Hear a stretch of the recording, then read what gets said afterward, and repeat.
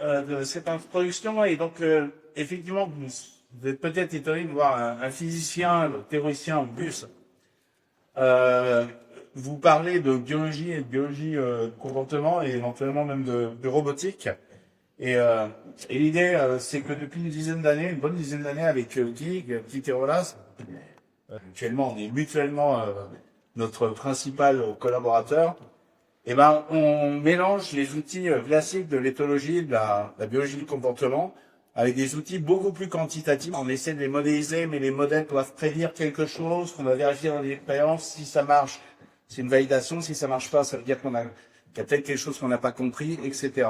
C'est quelque chose souvent qui, en sciences sociales, puisqu'on travaille aussi sur les humains, c'est une méthodologie qui n'est pas encore très courante.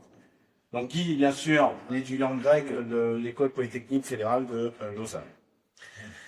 Alors, mon plan, ce que je vais d'abord vous montrer, c'est comment on peut générer des trajectoires artificielles avec des modèles de groupes animaux. Alors, dans cette présentation, je vais essentiellement vous parler de poissons. Donc, j'évoquerai le fait qu'on travaille aussi sur les humains, sur les goutons.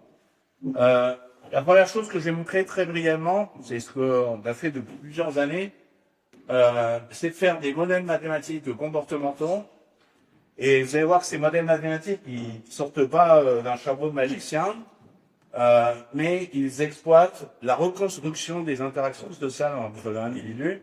C'est-à-dire que, de même que les physiciens ont reconstruit la gravité, on mesure chez les poissons et notamment les humains. Alors vous allez voir que je n'utilise pas le mot force, parce que dans les questions pour évoquer pourquoi des interactions sociales sont très différentes de force physique. Voilà, donc je vais d'abord commencer par vous parler donc, et très rapidement de comment on peut reconstruire ces interactions. Après, je dirai un petit mot sur le pratique et comment on peut les appliquer dans ce contexte aussi pour finalement apprendre à un algorithme. Donc, à reproduire des trajectoires réalistes de groupes de poissons. Et puis surtout, la partie sexy de la présentation, ça va être, maintenant qu'on a des façons de générer des trajectoires réalistes de poissons, qu'est-ce qu'on en fait? Alors nous, on va utiliser ça pour étudier la biologie et le comportement collectif de groupes de poissons, de robotique, et voir des poissons interagir avec un de nos robots qui est commandé par un de nos modèles. Vous allez voir de la réalité virtuelle. On va pas mettre un casque au poisson, mais c'est quasiment pareil. Là, il va se balader dans un banc virtuel. Et si j'ai le temps, je parlerai un peu de drone. Voilà. Alors, un petit mot sur le comportement collectif dans les bancs de poissons. Je suis un théoricien, mais avec qui je fais le design des expériences. J'ai pas trop le droit de faire des expériences sur les poissons. Par contre, je fais des expériences sur les humains. Donc maintenant, j'ai vraiment une casquette. Alors bizarrement, c'est point de vue éthique, c'est beaucoup plus contrôlé de faire des expériences sur des poissons que sur des humains. Bon, sachant que je ne fais pas des expériences très méchantes sur les humains, mais sur les poissons non plus. Hein.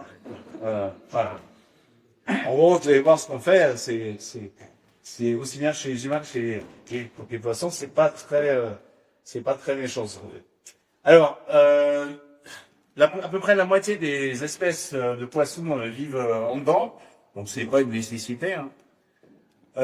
Mais vivre en banc, ou être en banc, nager en banc, ben, ça peut vouloir dire des choses très différentes.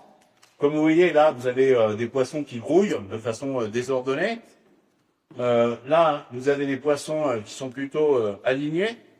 Et puis là, vous avez des poissons qui font des vortex. Alors, j'anticipe un petit peu en vous montrant, eh ben ça c'est le même modèle où on change juste l'intensité de l'interaction d'alignement entre les poissons et qui reproduit, ben ça c'est un modèle matériel de poisson, vous allez voir. Je reviendrai un petit peu sur cette phrase un peu bizarre. Alors, qu'est-ce qu'on fait? Ben en fait, on revient à la méthodologie des physiciens du début du XVIIe siècle, ou de la fin du XVIe siècle. On mesure, en fait, on enregistre des heures et des heures de trajectoire, comme Kepler enregistrait des trajectoires de planètes. des différentes hauteurs. Et puis en essayant de trouver des lois derrière ça, nous on enregistre des heures de trajectoire de diverses espèces de poissons. Là, notez des poissons assez différents, d'ailleurs de taille assez différente, ça c'est plutôt 10 cm, ça c'est 3 cm. Là, ils couillent un peu partout, alors ils sont en groupe, mais vous voyez qu'ils se baladent un peu partout. Là, ces poissons, eux, ils se laissent glisser. Et puis surtout, ils nagent assez proche du bord. Et ce qu'on a montré, c'est en fait une conséquence du fait qu'ils nagent par à coup. En fait, ils n'arrivent pas à échapper à la concavité du bord. Et ce que vous allez voir, c'est qu'avec les mêmes modèles, pour les deux espèces, alors qu'apparemment elles se comportent différemment, eh ben, on peut vraiment très proprement décrire ce qu'elles font. Alors rapidement, les interactions attendues avec l'environnement. Il y a l'attraction et la répulsion entre individus avec les obstacles. Je rentre pas dans les obstacles ou dans les gens normalement quand je marche. Ça s'adapte aussi pour les humains. Un truc un peu différent pour les poissons, c'est le fait qu'ils ont tendance, en étant du fait sûrement qu'ils sont allongés, à vouloir s'allier ou bien avec des obstacles, ou bien avec d'autres. Chez les humains, c'est pas évident.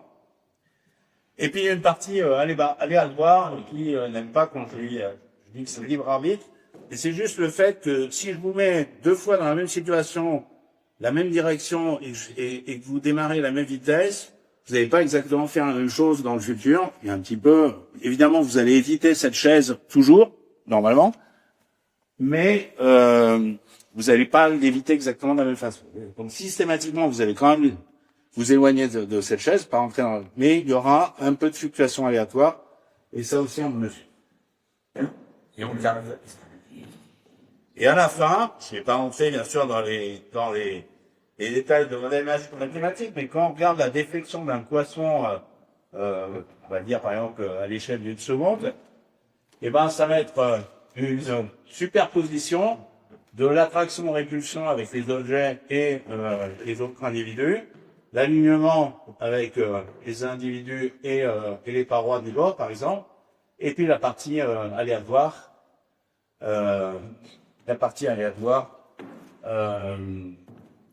le libre arbitre. Heureusement Guy n'est pas là, il n'aime pas quand je dis ça. Alors, je ne vais pas rentrer du tout dans les détails, je vais vous montrer deux cours en train de se poser. C'est la première. Mais je vous fais qu'on peut vraiment mesurer. Ça, c'est l'intensité de la réaction du poisson en fonction de la distance au mur. Si vous regardez, là j'ai un poisson tout seul, pour l'instant, il a une certaine distance RW du mur, et il fait un angle θW avec la direction normale au mur. Et ça, c'est l'intensité de son changement en fonction de sa distance au mur. Là, l'unité, c'est des tailles de poisson. Donc ça veut dire, au-delà de trois tailles de poisson, il n'y a plus rien. Vous voyez trois couleurs, c'est mesuré dans des bassins de tailles différentes. Et chaque point est une mesure indépendante. C'est ça qui est, et ça s'aligne sur le cours. Et donc, on peut mesurer vraiment, quand vous êtes à une certaine distance du mur, avec quelle intensité vous allez réagir au mur. Et on fait la même chose, exactement une chose chez nous. Et ça, c'est la même chose. C'est cette intensité en fonction de l'angle où fait le mur, que le poisson fait avec le mur. Bon, bien sûr, pour un humain, vous allez fortement réagir avec les obstacles qui sont devant vous, pas du tout avec les obstacles qui sont derrière vous, un petit peu sur les obstacles, et on mesure cette quantité chez les humains. Chez ces poissons, ce qu'on mesure, c'est qu'en fait, ils réagissent fortement avec les obstacles qui sont devant, fortement avec des obstacles qui sont derrière, et très peu avec les obstacles qui sont à côté, ce qui va les aider à s'aligner le long des obstacles. Et ça, bien sûr, ça vient du fait que la biomécanique d'un poisson est très différente de la nôtre. Hein. Donc, bien sûr, sa perception d'un obstacle est différente de la nôtre. Donc, bien sûr, on ne mesure pas tout le processus intellectuel, si je puis dire, qui conduit le poisson à réagir de telle ou telle façon, mais on mesure le résultat. D'accord? On peut dire, maintenant, s'il y a un obstacle, je sais comment le poisson réagit. Alors, on fait la même chose pour l'interaction entre poissons. Je saute cette partie. Alors, j'ai oublié de dire, maintenant qu'on a des points, on peut faire passer une courbe mathématique, on peut entrer ça dans un modèle mathématique. Et vous voyez que le modèle mathématique n'est pas juste, on va supposer que, on mesure vraiment les interactions. Je vais vous montrer plutôt le résultat. On va faire un test de Turing, vous savez, un test qui vous permet d'identifier si quelque chose est une intelligence artificielle ou réaliste. Vous avez deux vidéos, et l'une dont c'est des trajectoires réelles d'une paire des Hemigramus, de poissons au nez rouge, tout comme moi, là, vous avez compris. Et l'autre, c'est un modèle mathématique construit avec les interactions. Je vous demande de regarder. Alors, vous notez que ça, c'est l'espèce de base. L'autre va croiser là. Vous voyez, de temps en temps, ça passe. Mais quand même, ils ont une forte tendance à nager près de lui. Alors, qui pense que les vrais poissons sont à gauche? Vous levez la main. Alors, je vous rassure. C'est tout. Qui pense que les vrais poissons sont à droite? Bah, et non, tout le monde vote. Allez, on recommence. Vous levez bien les mains que je vois. Qui pense que les vrais poissons sont à gauche? Ok. Qui pense que les vrais poissons sont à droite? C'est pas là du 50-50, évidemment. Peut-être un peu plus pour la droite. Alors bien sûr, on fait pas de la science avec des vidéos. Je vous épargne, je vous en montrerai un peu plus tard. Je vous épargne le fait qu'on mesure plein de trucs sur les vrais poissons et plein de trucs sur le modèle et qu'on trouve pareil. Ce qui fait qu'à l'œil, c'est dur de faire la différence, effectivement. Par exemple, on va mesurer quelle est la probabilité que les poissons soient à telle ou telle distance l'un de l'autre, ou à telle ou telle distance du mur, ou à tel ou tel angle du mur, ou à tel ou tel angle entre eux. Alors, on mesure plein de trucs, et à la fin, le modèle, l'expérience, c'est qu'il voit. Maintenant, je vais vous montrer les poissons qui ont plutôt une trajectoire continue. C'est les plus gros poissons, et ils nagent un peu partout. Vous voyez, cette fois-ci, ils n'ont pas de préférence à nager près du mur, et pourtant, c'est le même modèle. Hein. C'est le même modèle, avec des paramètres différents. De même que pour décrire la Lune ou Saturne, ben, vous avez un paramètre, c'est la masse. Vous êtes bien obligé de mettre des paramètres qui sont relatifs aux objets, même en physique, la charge, la masse. Ben là, c'est la même chose. Par contre, le modèle à la base, c'est le même. Et vous voyez que ça peut décrire les mouvements qu'on fait le fait. Alors, vous avez les vidéos encadrées en rouge, les vidéos encadrées en vert. D'accord? Avec 1, 2, 5 poissons. 1, 2, 5 poissons. De temps en temps, les films bouclent, donc vous voyez les poissons sauter, vous inquiétez pas. Et on va refaire un test de Turing. Il pense que les vrais poissons sont ceux qui sont encadrés en rouge. Qui pense que les vrais poissons sont ceux encadrés en vert. Hein, là, les verts, vous gagnez et vous avez encore perdu. Là, c'est facile à cette encore une fois, hein, si on mesure, je triche pas, hein, je vais pas d'oculer. Voilà. Encore une fois, simplement, il n'y a pas de moyen. Hein. Sur les poissons précédents, moi, là, je peux faire un peu la différence. Là, sur cela, même moi, je peux faire. Ok. Alors, je rappelle qu'on avait des interactions d'alignement et d'attraction entre les poissons qu'on a reconstruit, qu'on a mis dans un modèle mathématique. Je vous les ai pas montrés. Je vous ai juste montré l'interaction avec le mur. Mais maintenant qu'on a l'interaction d'alignement et l'interaction d'attraction, on peut s'amuser à changer leur intensité, le coefficient qui est devant. Hein, de même qu'on peut changer l'intensité de la gravité ou l'intensité de l'électrostatique en physique. Et on peut regarder qu'est-ce qui se passe quand vous changez ça. Et ça, c'est les vidéos que je vous ai montrées au tout début, à côté de vraies photos. Et ben, si on met peu d'alignement entre les poissons, on diminue l'interaction d'alignement, vous n'êtes pas étonné. Ça fait un essaim désordonné. Si vous l'augmentez, ça fait un banc aligné, là, qu'on suit comme s'il y avait une caméra au-dessus.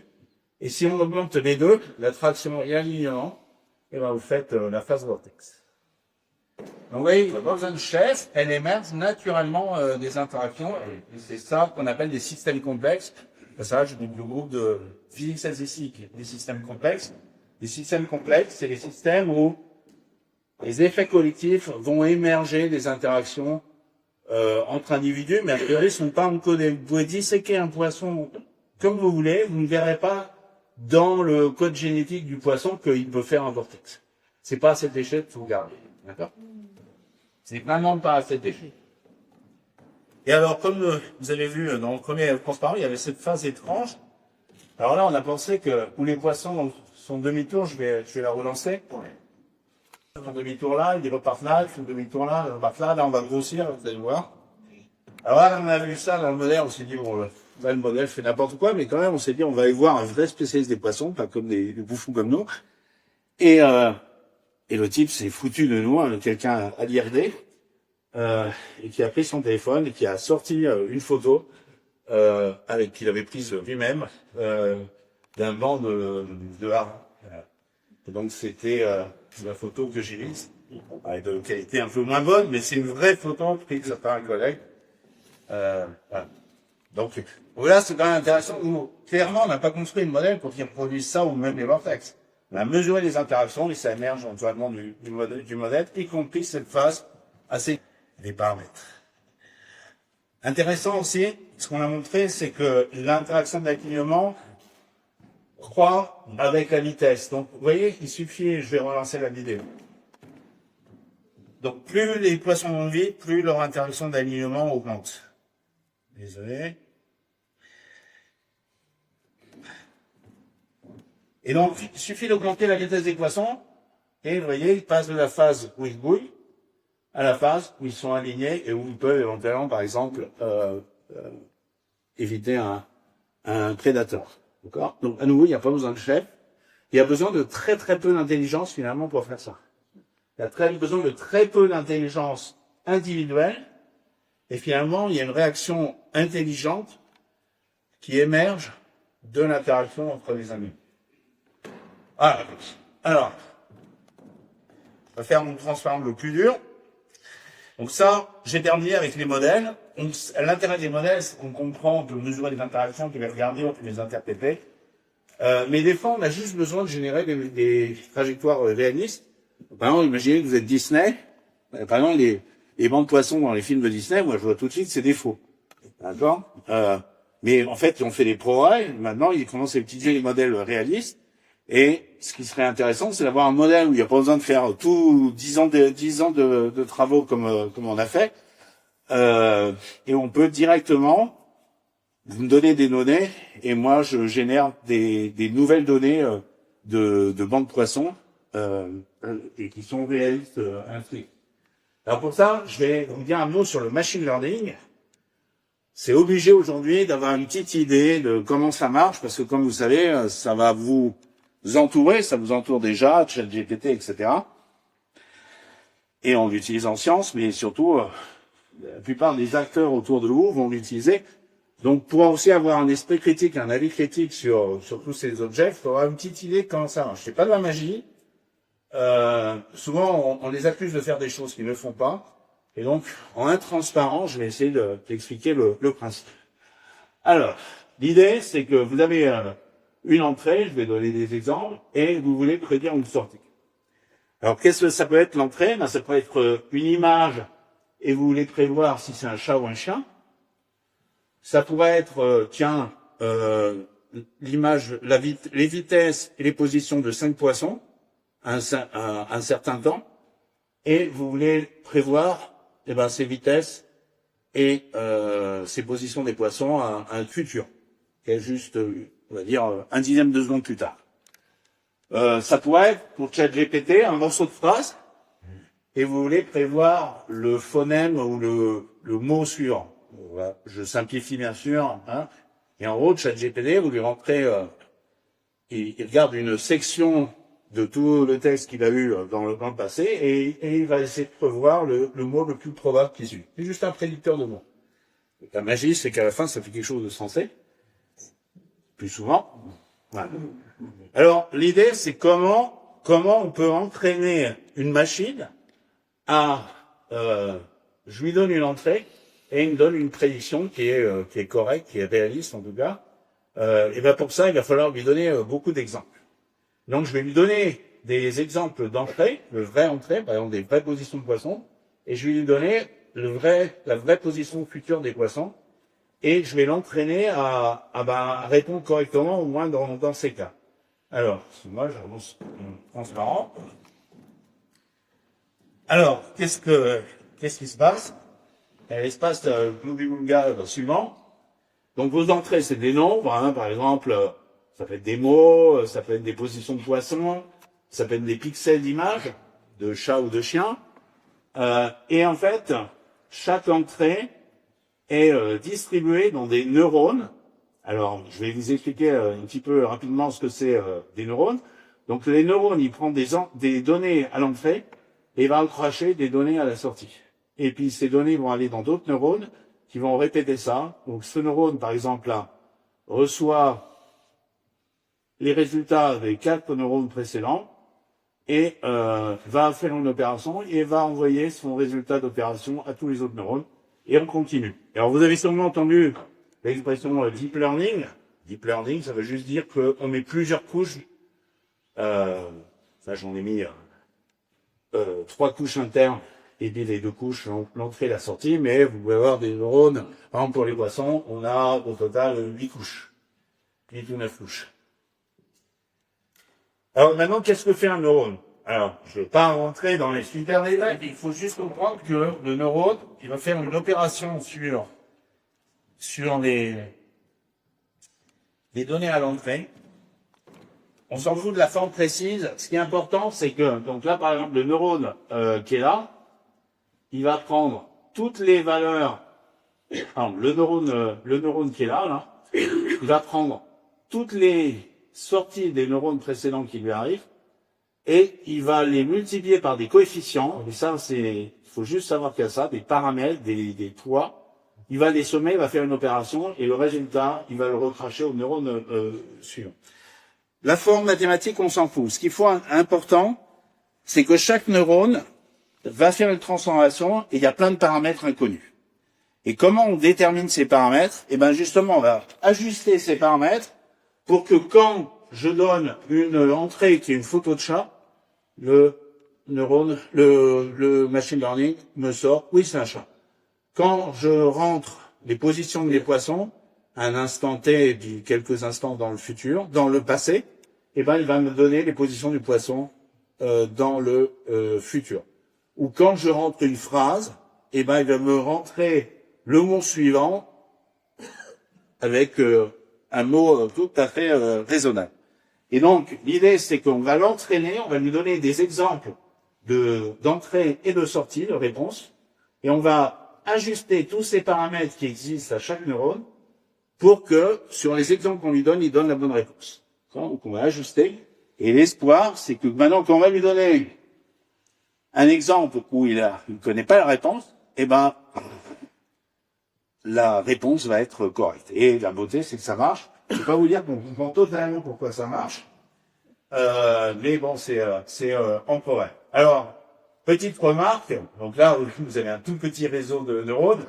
Il faut savoir que pour les poissons, je vais vous montrer le résultat dans une seconde, c'est de l'ordre de 100 000 neurones, 100 000 paramètres à peu près. Ces paramètres que j'ai appelés W, donc je dis peut-être c'est 100 000 neurones ou non, c'est ça, de l'ordre de 100 000 à 1 million de paramètres. Pour chaque GPT, c'est 100 milliards de paramètres. Encore 175 milliards. Okay. Donc tous ces paramètres sont ajustés pour quand vous lui donnez une séquence de mots, ils prédisent le mot au futur. Alors, comprenez bien que souvent j'entends des gens dire ouais, ChatGPT il fait juste recracher ce qu'il a lu. Ce n'est pas vrai. Vous voyez bien que tout ce qu'il a lu a été encodé dans ces paramètres, et chaque paramètre en fait est un mélange de tous les exemples qu'on lui a donnés. Je peux pas dire ce W là, c'est un article du Figaro, et puis un autre W, un autre neurone, c'est une page Wikipédia. Non, justement. Et d'ailleurs, ça pose un problème, c'est qu'on peut pas dire ce que dans un réseau de neurones, qu'est-ce qu'il a utilisé comme exemple pour faire sa prédiction. Et c'est un gros problème pour les copyrights. Parce qu'on voit quand même que des fois, il copie assez largement une œuvre, par exemple, quand il génère des images, ou même des textes, des articles du New York Times. Et puis des fois, effectivement, il invente, entre guillemets. Et donc, c'est vraiment un enjeu. Alors, je vais vous montrer, maintenant qu'on applique ça, donc qu'est-ce qu'on fait? À l'entrée, on va prendre un certain nombre d'agents de poissons de faux poissons. On va dire, tiens, mes poissons dans mon ordinateur, ils sont là, là et là, ils ont une telle vitesse. Prévois-moi leur position suivante, leur vitesse suivante, en utilisant tout ce que tu as appris sur les vrais poissons. Et le résultat est le suivant. Alors là, je vous montre des vidéos encore, mais je vais vous montrer juste après, comme je vous avais promis, un deuxième graphe. Alors, je sais pas si vous voyez très bien, ça a l'air super sombre. Et là, il y a un poisson bleu et un poisson rouge. Donc là, c'est l'expérience. Vous ne le voyez pas, on sait pas. Bah, c'était pas très bien de le mettre sur fond noir. La vidéo est pas très... Bon, bah, croyez-moi, il y a des poissons qui se baladent. Là, c'est l'expérience. Ça, c'est le modèle mathématique que je vous ai montré. Puis là, c'est... ils sont là. Si vous les cherchez, ils sont là. Ça, c'est le machine learning. Vous allez voir une vidéo tout à l'heure qui est un peu plus... Bon, par contre, la chose qui est importante à comprendre dans le machine learning, c'est que vous n'avez... Ok, ça marche, mais vous ne comprenez pas pourquoi. C'est une boîte noire. Qu'est-ce que ça veut dire? C'est-à-dire tout ce que le machine learning a compris de ce que fait un banc de poissons, c'est encodé dans ses paramètres, dans là 100 000 paramètres. Contrairement au modèle mathématique où j'avais explicitement la forme des interactions, je vous ai montré l'interaction avec le mur tout à l'heure. Ici, je reproduis des trajectoires réalistes, mais entre guillemets, je ne sais pas pourquoi. À part que je lui ai donné des exemples de trajectoires réalistes, de vraies trajectoires pour apprendre le résultat. Et donc ça, c'est le problème aussi du machine learning, c'est que ça marche redoutablement bien. Le problème, c'est qu'on ne peut pas... si vous demandez à un algorithme de machine learning de prendre une décision, il va sûrement prendre une bonne décision. Le problème, c'est que vous n'allez pas pouvoir dire pourquoi il a pris cette décision. Il y a quand même des moments, quand quelqu'un prend une décision, vous avez envie de dire, tu peux pas me donner de ces arguments. Voilà. Et donc, il y a beaucoup de recherches pour essayer de régler ce problème, parce que on va pas pouvoir dire à un algorithme de machine learning de prendre des décisions importantes s'il n'y a pas un moment où il peut dire quels ont été les points forts, les arguments forts de sa décision. Parce qu'il faut aussi que les décisions d'un algorithme soient compréhensibles par un humain. Peut-être pas le calcul complet qui a permis de conduire la décision, mais au moins quand même le sens de la... Désolé pour ces vidéos, comme ça c'est... Alors on a une autre méthode, je ne vais pas rentrer dans les détails. Là, normalement, vous devez voir la vidéo un tout petit peu mieux, mais à peine, visiblement. Vous la voyez mieux, là, 5%. Et je vous ai dit que je ne vous montrerai pas de courbe. Là, je vous donne une expression, un exemple. Je vous disais, on fait pas de la science avec des vidéos, bien sûr. Pour faire de la vulgarisation, c'est parfait. Mais là, je vous montre selon la comparaison entre un algorithme de machine learning, mais vous avez le même genre de qualité de comparaison avec le modèle mathématique. Quand on compare en noir des courbes expérimentales et en rouge les courbes données par le modèle d'intelligence artificielle. Je vais pas tout décrire, mais je vais juste par exemple, ça c'est la probabilité de trouver une certaine vitesse. Vous voyez, les vitesses vont entre 0 et 35 cm par seconde pour ces poissons. La courbe noire, c'est la probabilité de la trouver dans l'expérience.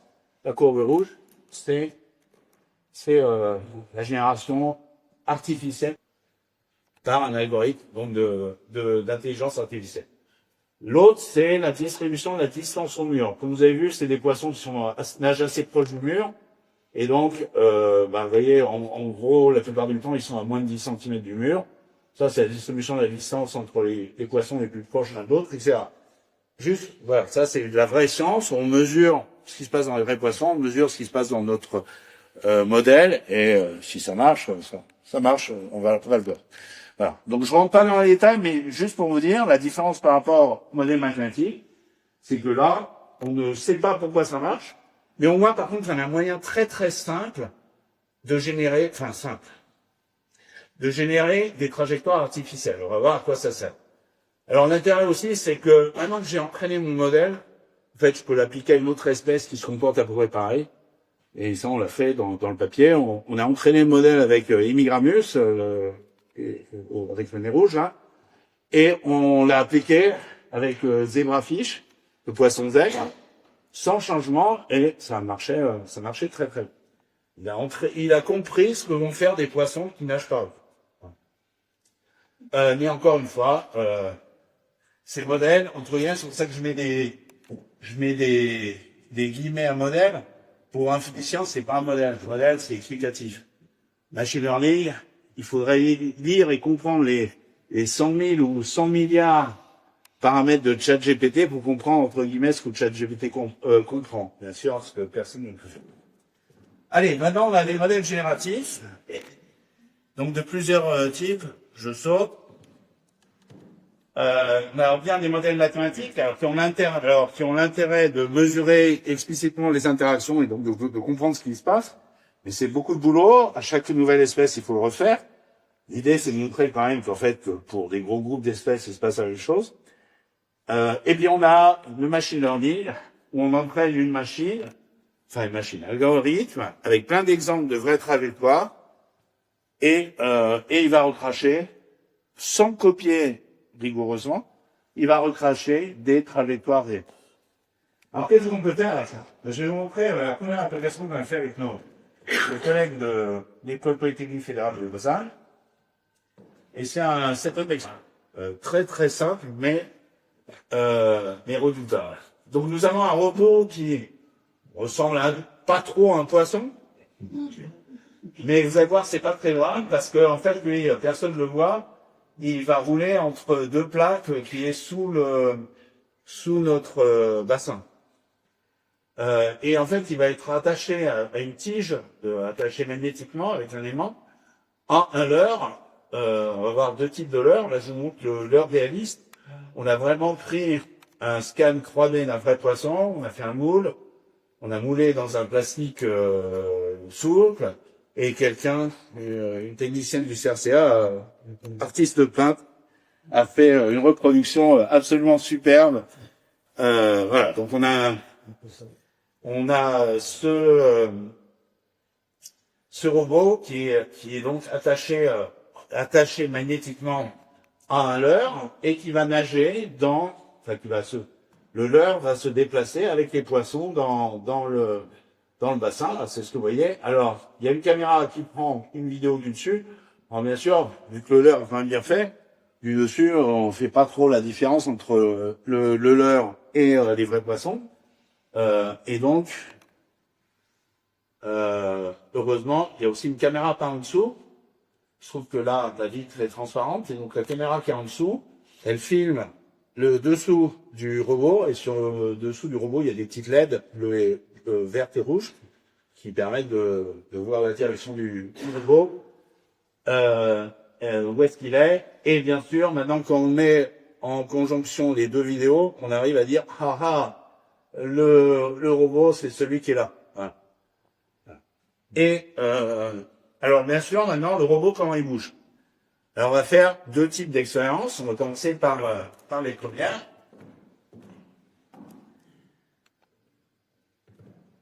On va faire d'abord une expérience où le robot fait une trajectoire fixe.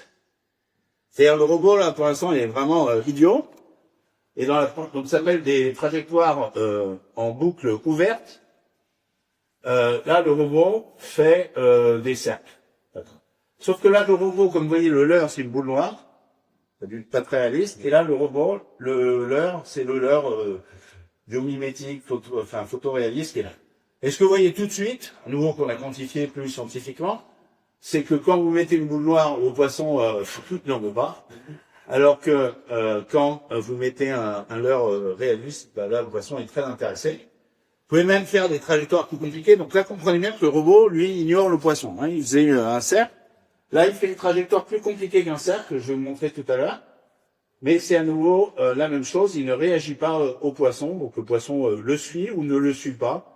Et comme vous voyez à nouveau avec le leurre, la boule noire, ça marche pas très bien. Voilà. Alors maintenant, ce qui va être intéressant, c'est d'équiper le robot d'un modèle, que ce soit un modèle mathématique ou un modèle machine learning, on a fait les deux, un modèle qui se comporte comme un vrai poisson. Et on va dire au robot où sont les autres poissons, il va réagir en live aux poissons. Alors là, c'est moins intéressant parce qu'il est tout seul. Je vais vous montrer à deux poissons, puis à la fin, les 5 poissons. Donc là, vous avez 3 vidéos, une vidéo d'expérience. Il est quand même un peu jaunâtre votre vidéo projecteur. Hein. C'est pas que de la faute, parce que là, c'est du blanc normalement. Hein. Ouais. Donc là, vous voyez par taille, il y a des vrais poissons. Là, il y a un leurre, le leurre et les poissons qui sont balles et balles. Quoi? Sont balles et... Comment ça s'appelle? Sont balles et nageoires, voilà. C'est pas mal comme expression. Si j'étais un poisson, voilà. Alors, je vais vous montrer, tout à l'heure, vous voyez, le poisson faisait une forme, le robot faisait décrivait une forme complexe. Il décrivait cette forme, et en fait, il faisait des 8 en chaque fois en tournant à 45 degrés. À la fin, ça faisait cette belle rosace. Et alors, vous voyez que, donc ça, c'est la trajectoire que fait le robot.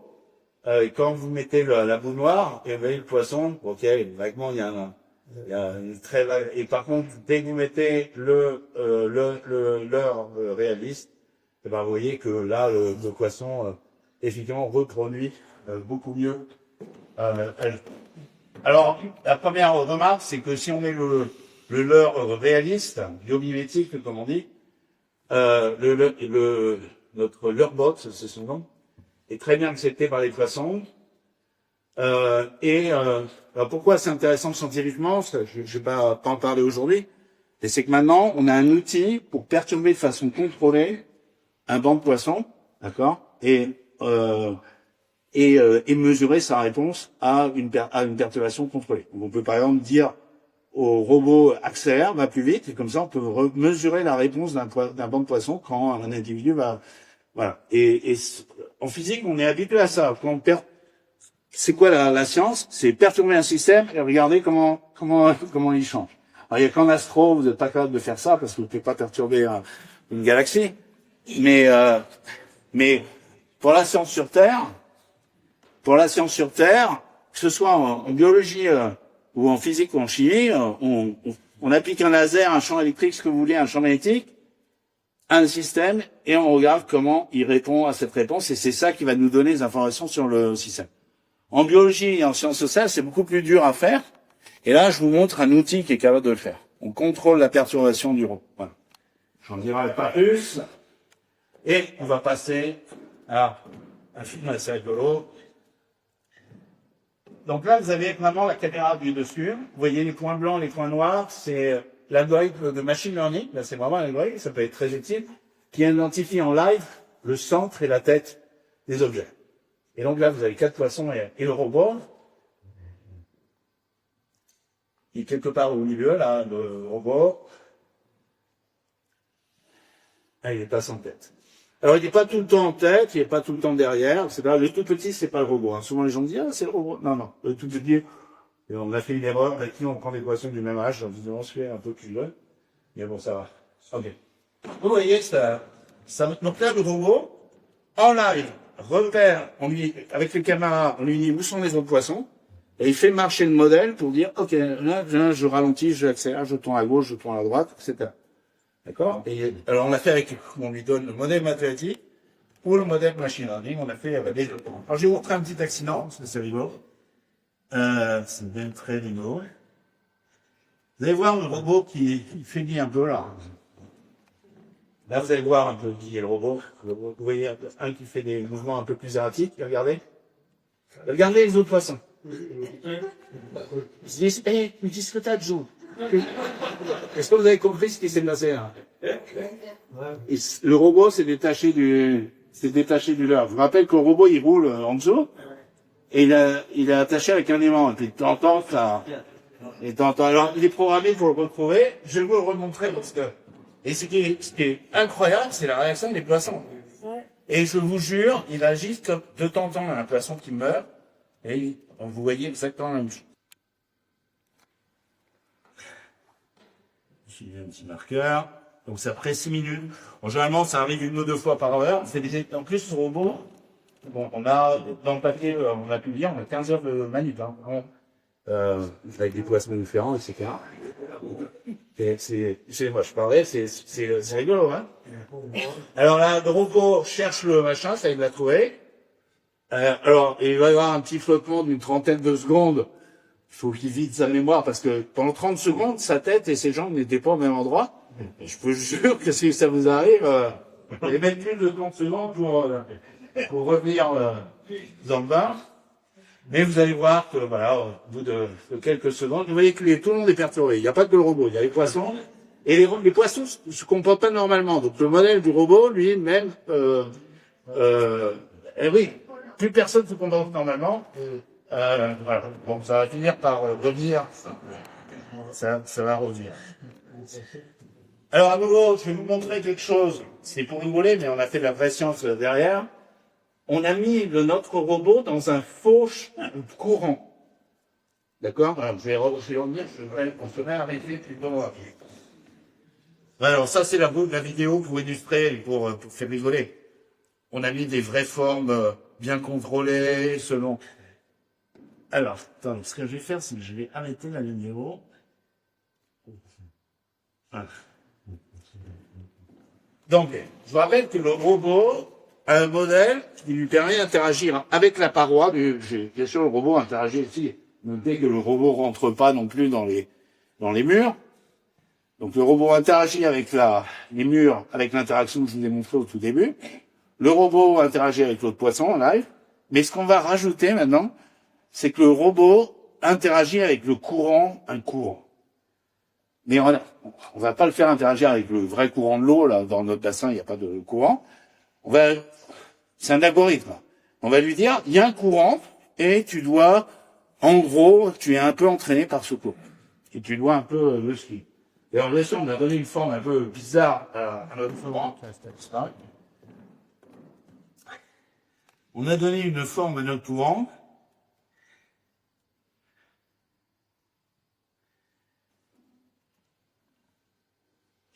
Tout ça. On a donné une forme à notre courant parce que à chaque fois, hein, par exemple, je sais pas si vous voyez, c'est des flèches. Donc, par exemple, si le poisson se trouvait là, et ben, en moyenne, il va suivre la flèche et se rapprocher de la frontière de la France. S'il est là, bien sûr, il est le long de la frontière, ben, les flèches sont à peu près en direction de la frontière. D'accord? Et l'idée, c'est avec ça de contrôler un poisson pour qu'en gros, il fasse la même chose. Ça, c'est donc ça peut être intéressant si vous avez des drones et il y a qu'une information qui est connue partiellement par certains drones. Vous voyez, par exemple.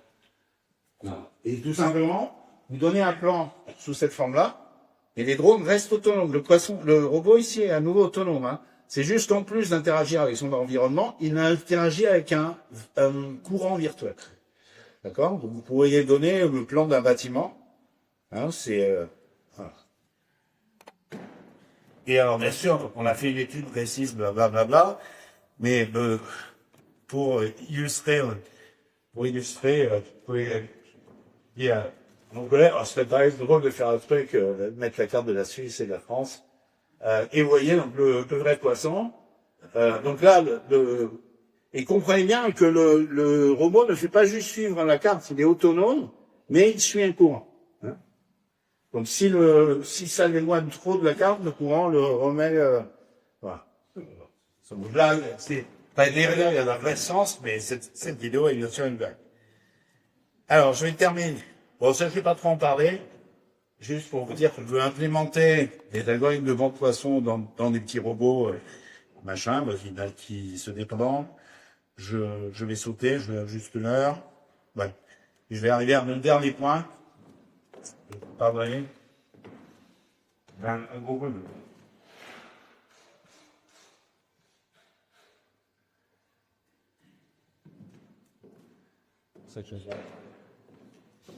Et là, maintenant, on va mettre, donc ça, c'est vraiment, alors, le robot, c'est un papier de j'aime bien, c'est bien de parler des travaux d'Einstein, etc. Mais j'aime bien aussi, je trouve que les scientifiques parlent pas assez de la recherche qu'ils font.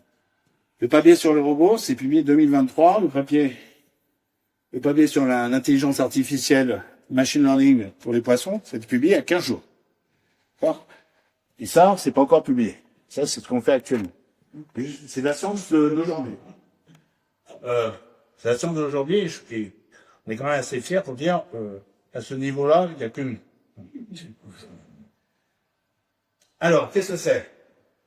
Donc là, il y a un autre groupe en Allemagne, avec à peu près 40 fois plus d'argent que nous, mais je ne décode pas, en fait. Quand je dis 40, voilà, c'est plutôt 300. Ouais. Donc, ils n'ont pas construit le setup que je vais vous montrer. Eux, ils l'ont acheté clé en main. Nous, ça nous a coûté 5 à 10 000 euros à faire. Ils l'ont acheté 150 000 euros à une boîte qui fait du sur-mesure pour les scientifiques. C'est pas un truc que vous allez trouver sur le marché. Enfin, donc, on se bat pas avec les mêmes moyens, mais notre système, il est mieux. Vous allez voir pourquoi. Non, mais je décode pas. Alors, les deux systèmes sont basés sur le même effet, qui est la vue anamorphique, c'est quelque chose de connu depuis des siècles, qui a été très à la mode pendant la Renaissance. Et que j'illustre de deux façons. La première, tiens, je vais vous montrer d'abord son utilisation commune. Alors, vous allez l'utiliser souvent aussi dans les trompe-l'œil, des choses comme ça. Là, vous avez un tableau de Holbein, les ambassadeurs, qui est à la National Gallery. Et si vous regardez au sol, là, il y a un truc un peu bizarre. Il y a une espèce de tache blanche qui n'a aucun sens. Et si vous regardez le tableau en vue rasante, bien comme ça, eh ben, vous voyez, si vous êtes au bon angle, et à un seul angle, hein, bien sûr, si vous êtes au bon angle, vous voyez que la tache qui est au sol, là, fait un crâne. Magnifiquement bas. Ce qui veut dire que ça a été peint aussi comme ça. Hein. Alors, bien sûr, peut-être avec un jeu de miroir, etc. C'est-à-dire le miroir, regardez comme ça, tac, et lui, peignait pour que ça colle. Voilà. Donc, c'est l'anamorphose. Vous avez peut-être entendu le mot, peut-être vous ne saviez pas ce que c'est, et puis c'est ça, l'anamorphose. Alors là, vous avez un exemple qui est plus proche de ce qu'on va faire, nous, dans notre expérience. Là, vous avez une tablette, d'accord? Et la tablette, l'image, elle est à 2D. Mais comme vous voyez, là, on a des espèces de cibles qui sont sur des tiges. Je ne sais pas si vous voyez très bien la vidéo. Et ça va donner une idée, une image, un semblant d'impression 3D. Pourquoi? Parce qu'en fait, la tablette repère où sont les yeux et imprime en 2D ce que je devrais voir si l'objet était en 3D. Ce que vous voyez, hein? Ce que fait notre cerveau, bon, hein, d'une certaine façon. D'accord? Bien. Si l'objet est vraiment 3D, si tu bouges là, bah, tu devrais commencer à voir son côté. D'accord? Sauf que j'imprime ça sur une tablette 2D. Et ben, on va faire la même chose avec nos poissons.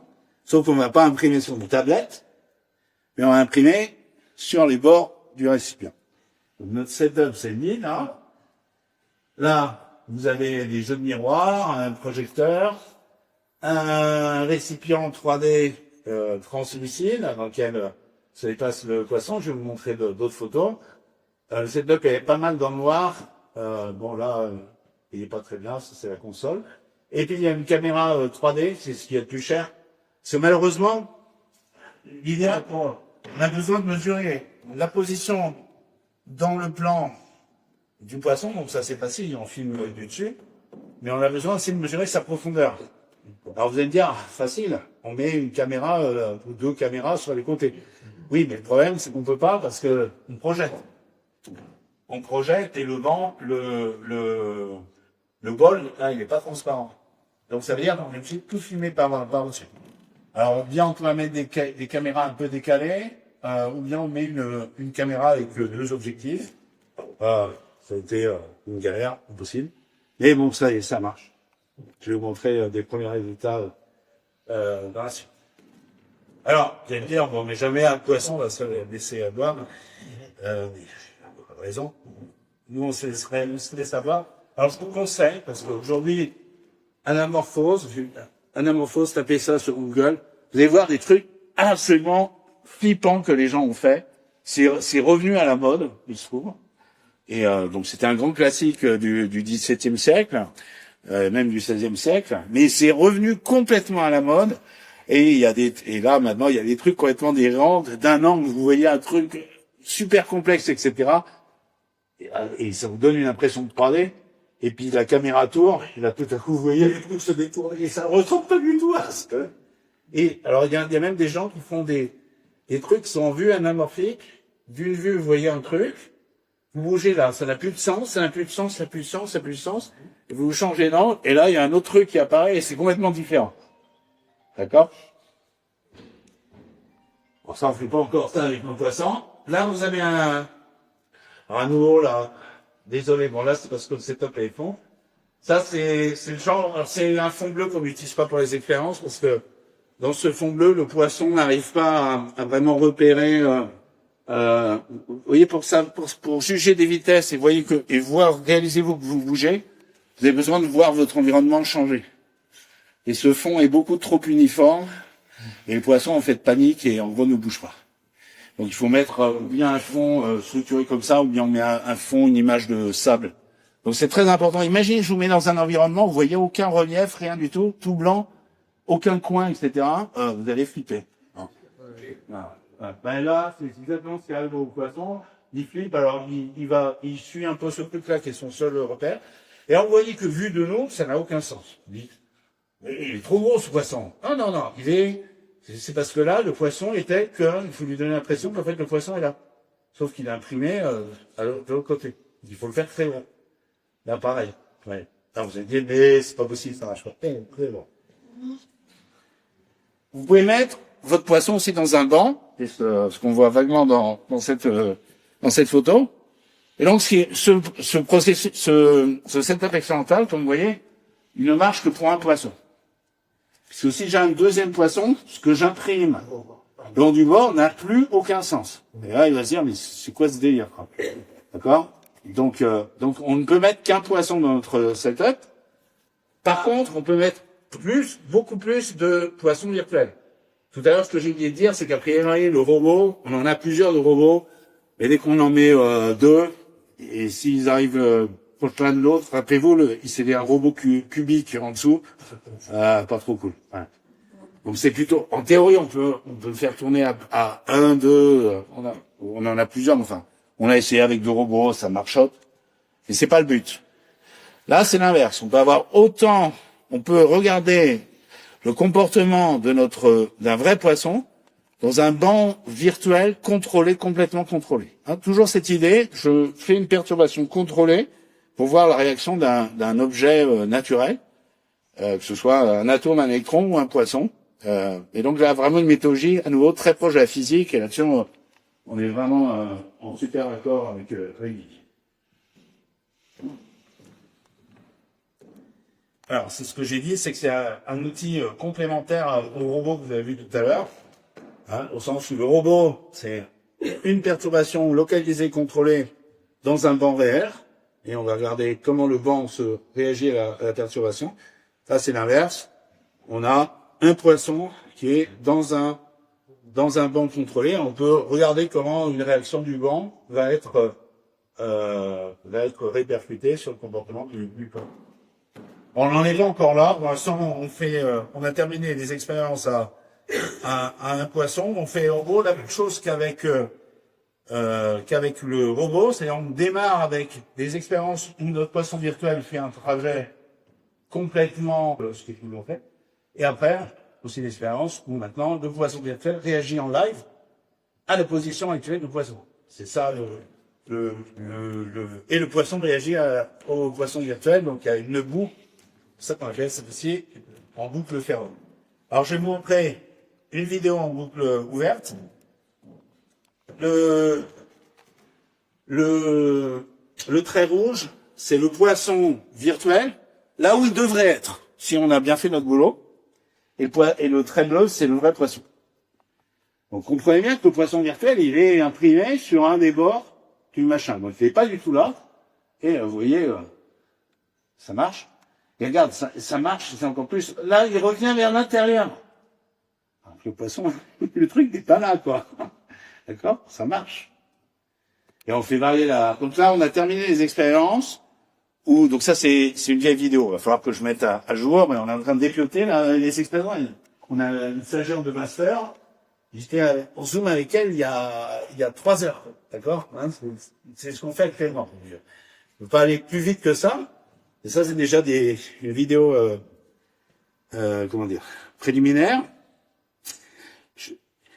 On fait les premières expériences qu'on a faites, c'est que notre poisson virtuel fait un truc fixe, comme notre robot tout à l'heure, et on va varier la profondeur, le rayon du cercle, et la vitesse. d'accord, pour voir comment le vrai poisson s'adapte. Et surtout, pour l'instant, on en est aussi à la période où on vérifie que, effectivement, le poisson perçoit le poisson virtuel à l'endroit où on veut qu'il le perçoive, et puis correctement. Mais surtout, là, ce qui est spectaculaire, c'est que, oui, il le perçoit à l'endroit, et vous allez voir que des fois, alors ce qui est assez marrant, c'est que quand on est trop profond et les cercles sont trop petits, en fait, le poisson, et ça a un sens, reste presque au milieu du cercle, et en fait, il fait ça, quoi. Parce qu'il n'arrive pas à suivre, ça bouge trop vite. Ou ça arrive aussi quand le poisson va assez vite. Par contre, là, c'est typiquement la profondeur où le poisson aime bien être. Et là, regardez, il revient vers l'intérieur. Alors que le truc est en fait imprimé à l'autre bout. Hein. Vous comprenez que ça, c'est le faux poisson. Et ça, c'est le vrai poisson. Vous voyez, quand le vrai poisson est là, l'image est imprimée là, sur le bord qui est là.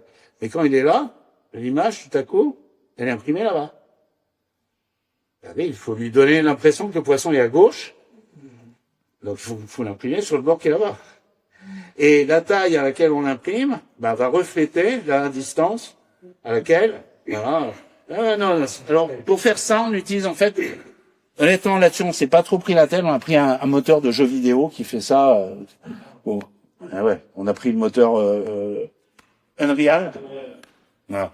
Unity, on a joué avec les deux. Je sais plus lequel ils ont choisi à la fin. Ça, par contre, moi, je donne le modèle, l'idée d'expérience et le design d'expérience. Mais le truc de jeu vidéo, je rentre pas dedans. Mais par contre, l'intérêt, c'est que toutes ces histoires de projection, vous donnez le modèle, machin, c'est comme vous savez, ça rajoute. Voilà, je vais m'arrêter là. Je vais sauter les drones. Juste pour vous dire, ça dure 1 minute. En plus, vous allez rien voir parce que.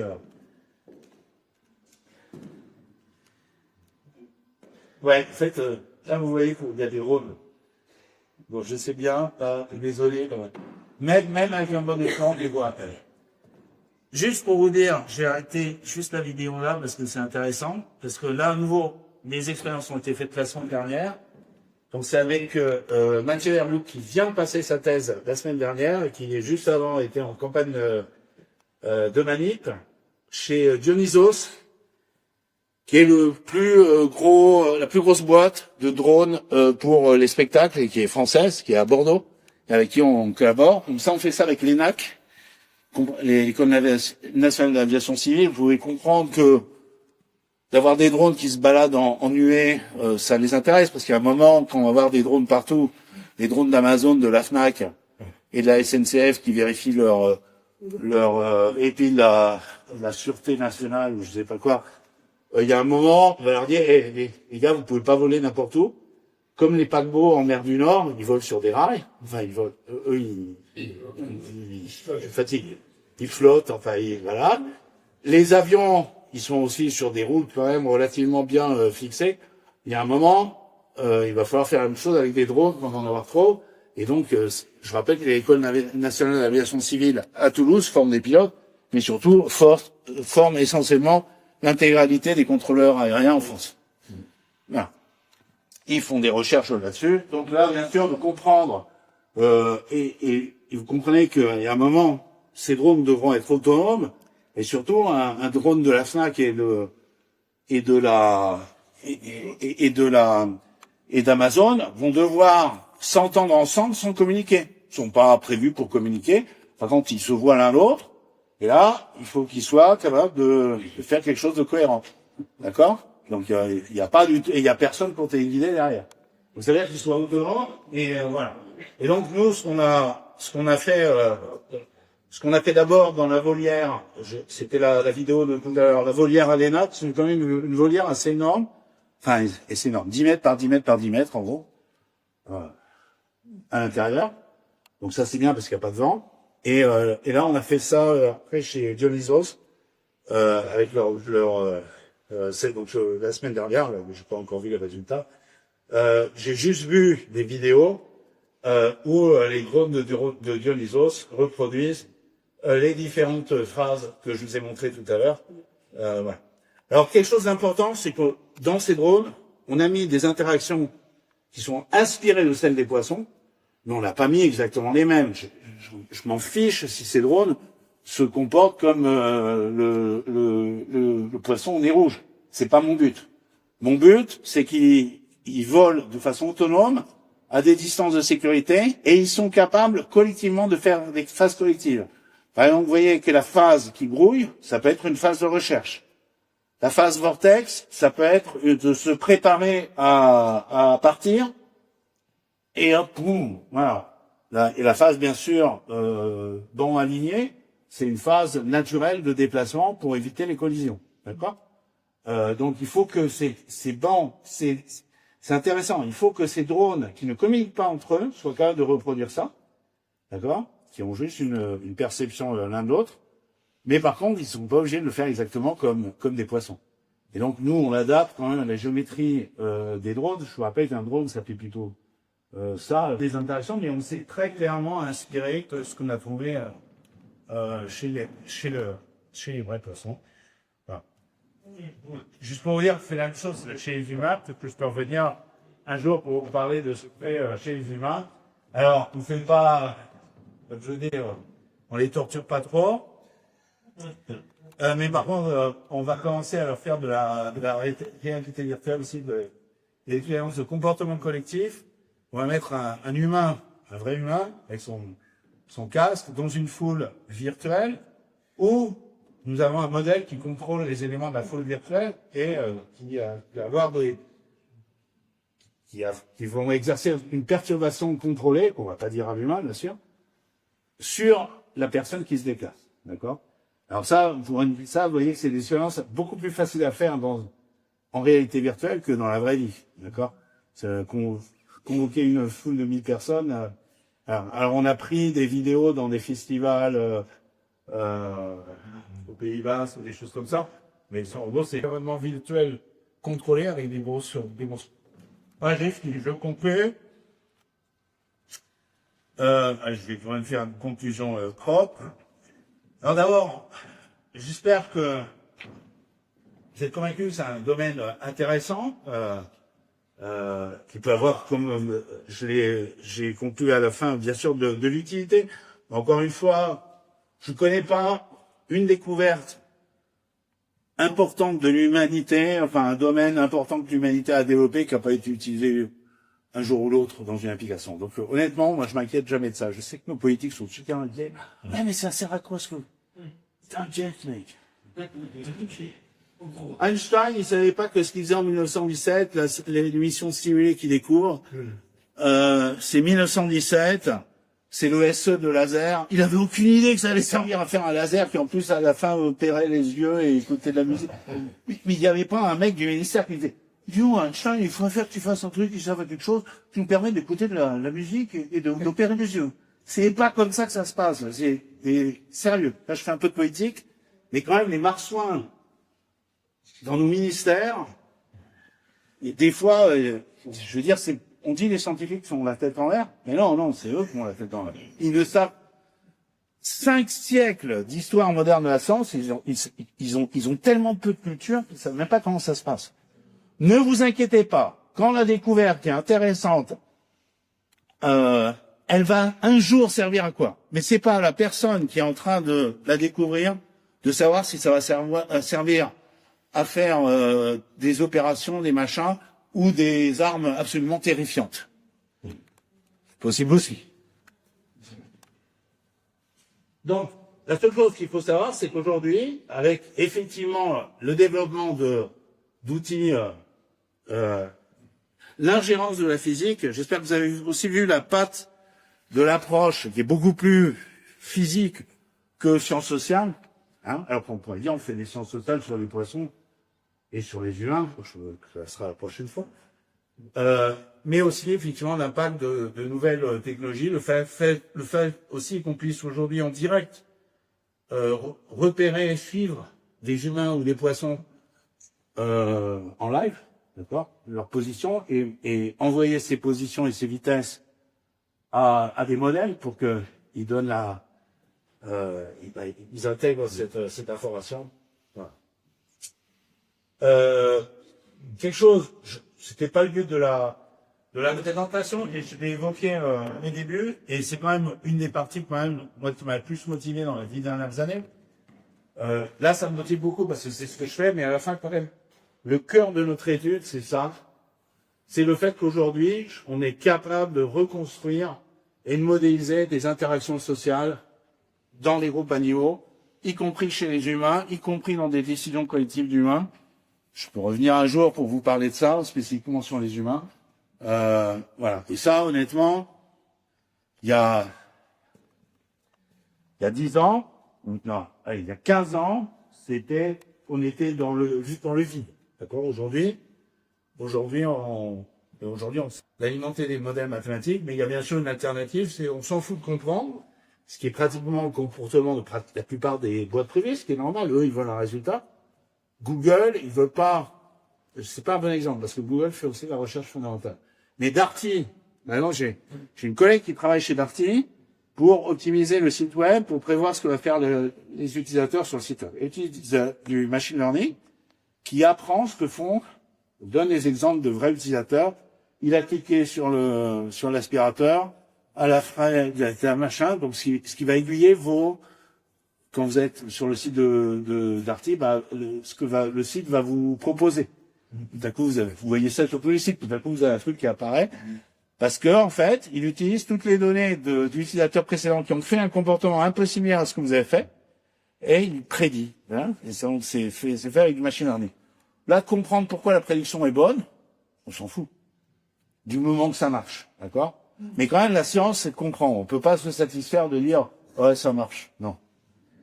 Enfin, c'est pas comme ça, vous voyez bien que quand on fait un ordinateur à base de mécanique quantique, c'est pas, on a lancé des trucs au hasard, on a attendu un jour que ça retombe pour faire un ordinateur qui marche. C'est parce qu'on a tout compris de ce qu'il y a à faire.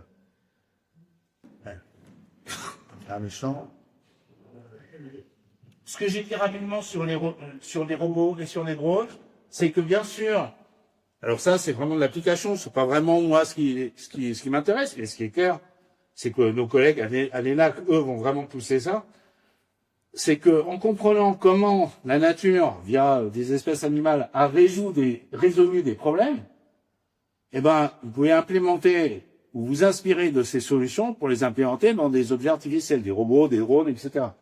D'accord? Donc là, l'application, vous voyez, ne vous inquiétez pas, comme ça sert à quelque chose. C'est quand même humiliant. Chercheur, c'est pratiquement le seul métier, on vous demande, mais ça sert à quoi, ça sert à quoi ce que vous faites? Franchement, l'autre jour, j'ai un médecin qui me pose ça, et vraiment, je suis pas envoyé une baffe, mais quand même, je me dis, vous êtes vraiment con, quoi. Mais en plus, c'est humiliant, quoi. C'est vraiment quelque chose, aujourd'hui, je réagis pas très bien quand même. Ça sert à quoi, ça sert à quoi, la connaissance? Allez, c'est juste pour dire que c'est une recherche très interdisciplinaire, avec donc d'hétérolase à éthologue, biologie du comportement, avec une formation de neurosciences, voilà, là où tout est lié, des informaticiens, tous ces systèmes de capture d'humains, vous avez pas vu ça? Sur les poissons, c'est plus facile, on filme, c'est tout. Mais il y a du machine learning. Vaios Papasperos, que j'ai cité au début, c'est vraiment la personne qui a construit le robot. Là, on a collaboré après pour les manips et sur le logiciel qui le conduit, mais le robot comme outil physique, mécanique, c'est lui qui l'a construit. Et puis donc roboticien, et puis un physicien théoricien, juste et là vraiment, vous allez voir de plus en plus de physiciens arriver en biophysique et en biologie, parce que on arrive avec l'outil quantitatif et surtout cette culture d'aller-retour entre l'expérience et un modèle, et qu'un modèle c'est pas juste pour fitter une courbe, un modèle c'est une représentation de la réalité, c'est un modèle, c'est quelque chose qui vous dit en fait comment le système marche, en tout cas avec les détails les plus importants. Un modèle, c'est une représentation de la réalité. D'accord? Souvent simplifié.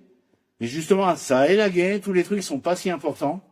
Et ça, ce travail, justement, il est au cœur de ce que fait la physique depuis 4 siècles. Et finalement, c'est assez jeune en biologie, Et je vous parle même pas en sciences sociales. Allez, j'ai fini.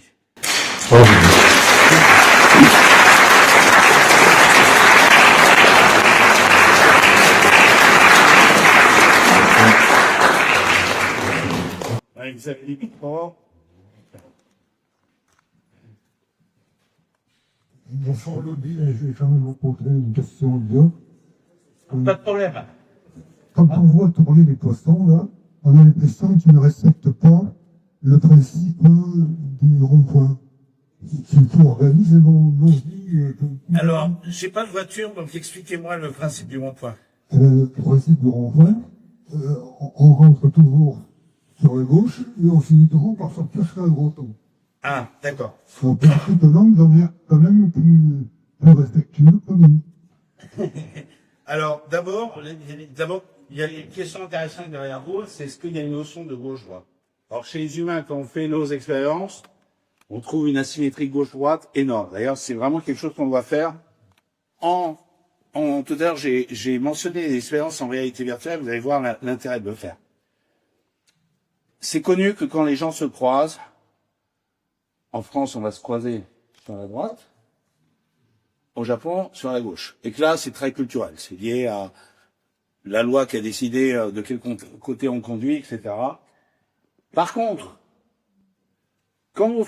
j'ai plusieurs indications, en tout cas en France et au Japon, assez claires, que quand vous faites marcher des gens dans une salle circulaire, par exemple, ils ont tendance, tiens, essayez de vous le représenter dans votre tête. Vous marchez dans une salle circulaire, est-ce que vous allez tourner dans le sens des aiguilles d'une montre ou dans le sens inverse? Pensez dans votre tête. Bon, il y a une grosse majorité inverse. Je l'ai fait plusieurs fois. Est-ce qu'il y a des gauchers ici? C'est pareil pour vous les gauchers? Voilà. Alors,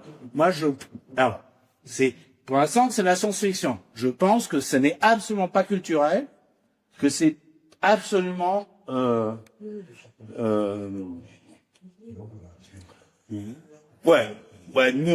neuro machin, voilà. Mental. Mais comment prouver ça? Vous allez me dire, le problème c'est que vous faites vous avez qu'à faire la manip dans plusieurs pays. Ouais, mais d'abord c'est lourd, et il faut faire vraiment la même manip. On n'aura pas le même lieu, la même salle, le même éclairage, etc. Et puis c'est lourd d'avoir 10 équipes dans le monde qui vont faire machin, faut des caméras, faut des trucs pour suivre les gens, etc. C'est lourd. Pourquoi pas faire ça dans un setup de réalité virtuelle? On envoie le logiciel à quelques équipes, dont celles avec lesquelles on collabore. Au Japon, on a une belle collaboration au Japon, aux États-Unis, en Angleterre, en Hollande, etc. Et on fait venir juste des gens on les met sur le siège, on les met là, voilà, t'es dans une salle ronde, et là, c'est parfaitement calibré, c'est la même manip en France, au Japon, etc. Et on attend, on va voir les résultats. Donc ça, on veut le faire. Juste pour revenir à votre question, chez les poissons, on ne voit pas d'effet, en tout cas sur les espèces de poissons sur lesquelles on travaille, on n'a pas trop d'asymétrie gauche-droite. C'est-à-dire qu'en gros, quand vous voyez une trajectoire, la probabilité de l'observer la même dans l'autre sens est la même. Alors que nous, quand on met une vingtaine de piétons dans un truc circulaire, les vidéos que je vous ai montrées, ils tournent très très clairement en moyenne dans l'inverse. Voilà. Et ma théorie, ma théorie, mon hypothèse, mais je m'en fous si elle est fausse. À nouveau, il y a des gens qui pensent que les scientifiques, quand ils font une hypothèse, il faut absolument qu'elle soit vraie. Mais non. Moi, je pense que c'est lié à gauche-droite, à gaucher-droitier, et que ce n'est pas culturel. Mais si les résultats de la manip en Angleterre, au Japon, etc., me montrent que j'ai tort, parfait, il faudra que je trouve une autre explication. À nouveau, de gens aujourd'hui qui comprennent pas comment ça marche la science. On s'en fout de ce... Nous, on veut comprendre ce que fait la nature, on s'en fout. Oui. Bon, je vais tout à fait dans votre sens par rapport au sens de rotation de mon groupe, pour avoir vécu maintes fois en tant que thérapeute pour Marc Pelletan. Mais je me pose la question, est-ce que pareil dans le sens suivi? Voilà, que ce soit clair, la force de Coriolis sur nous, c'est 1 milliardième de milliardième, donc oubliez le nôtre. Voilà. Donc là, nous ne sommes pas sensibles à la rotation de la Terre. Non, l'alternative, c'est que ce soit dépendant des cultures. C'est surtout ça. C'est que il y a peut-être et en fait, ça pourrait dépendre des deux. C'est sûrement peut-être d'ailleurs ce qu'on va trouver. C'est qu'il y a effectivement un biais qui est purement cognitif, qui va faire que les droitiers ont plutôt tendance à faire inverse des aiguilles du montre et gauchers aiguilles du montre. Mais il y a aussi un biais culturel et qui est lié par exemple à la circulation ou aux règles de croisement. Par exemple dans les escalators, en France on vous dit de rester à droite. Aux États-Unis, il y a des États où on vous dit de rester à droite pour laisser passer les gens. Il y a d'autres États où on vous dit de rester à gauche. Donc des fois c'est les États juste à côté. Oui, bonsoir. Oui. C'est absolument fascinant. Oui. Et alors, quand je vois ça, bon, d'une part, la question de la recherche fondamentale, effectivement, que vous avez posée par une évidence. Et en même temps, il y a l'utilisation. Vous dites que ça sert. Et quand j'ai vu votre film, je me dis, ça me fait penser à Philippe Kozik, Minority Report. Et là, l'utilisation, elle n'est pas terrible.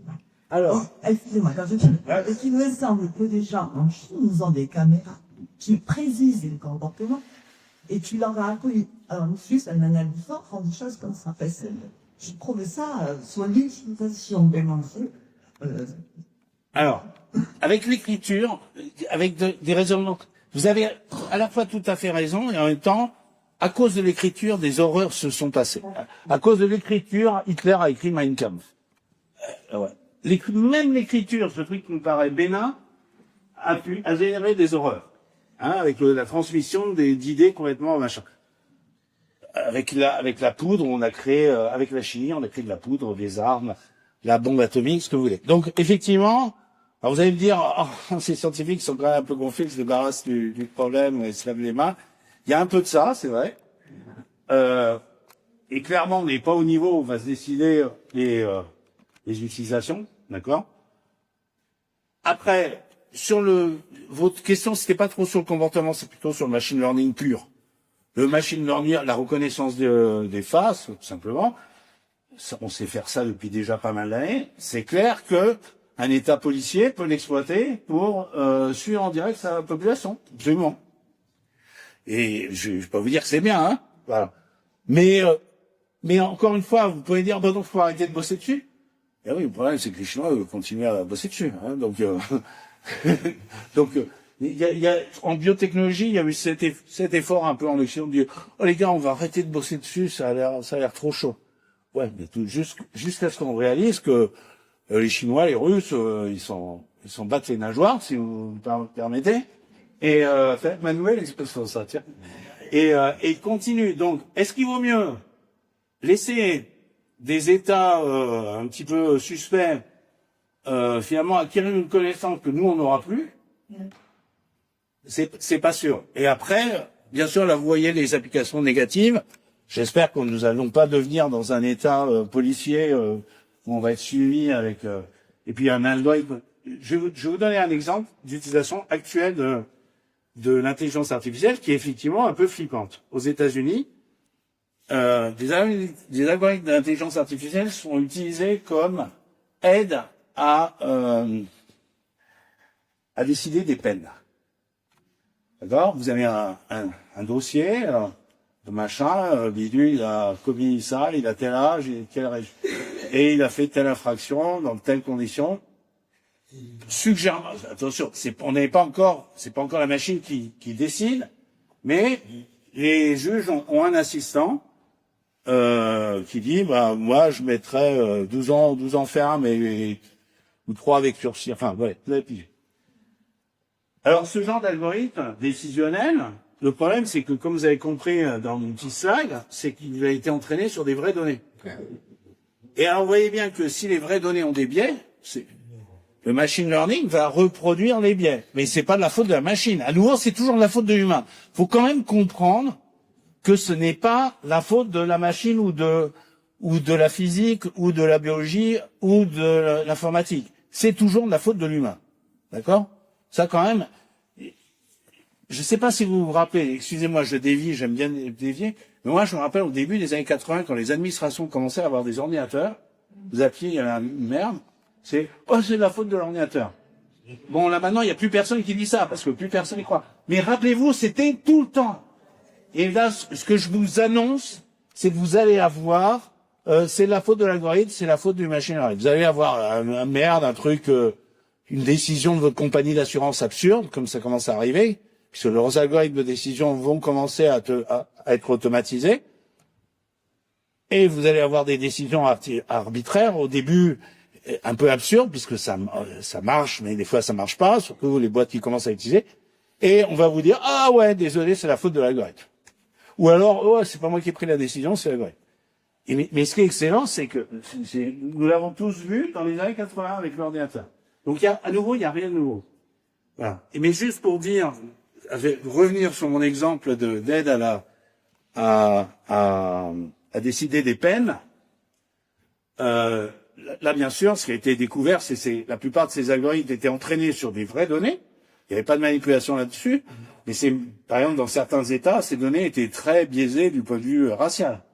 D'accord? Et donc, les peines étaient plus fortes pour les Noirs, par exemple.